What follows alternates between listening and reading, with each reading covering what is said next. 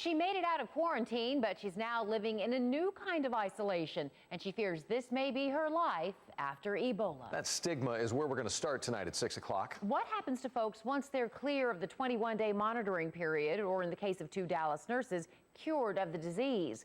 We're beginning to hear reports of discrimination, and city and county leaders are ready to fire back. Today, Robbie Owens learned more about the struggles of one woman in particular, Thomas Eric Duncan's fiancée, Louise Troe. Robbie joins us live now from Texas Health Presbyterian with more. Robbie?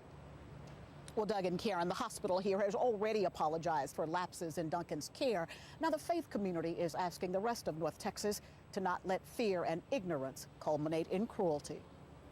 Earlier this month, Louise Troe and her family were whisked away from the apartment that she briefly shared with Ebola patient Thomas Duncan.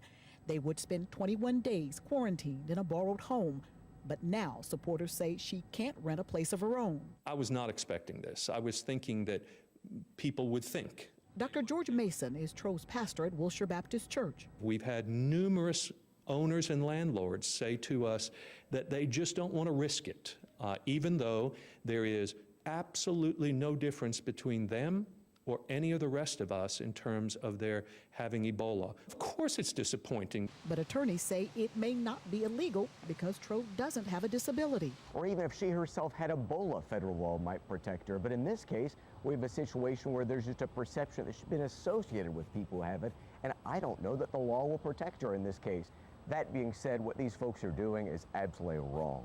Other African immigrants are being threatened as well. I'd love those women to call my office, okay? This is illegal to do. When businesses start to realize that the mayor or the judge is getting personally involved in these things, that's what starts to change the tide. Troe's church family is even working to purchase a condominium for her that she can then rent without interference. We can't change the past, but we can at least give her a soft landing so that she can have a running start on the future. Now, supporters were telling us that they were hoping to close on that condominium today. We'll, of course, let you know when Louise Troe has a new home. Reporting live in North Dallas at Texas Health Presbyterian, Robbie Owens, CBS 11 News.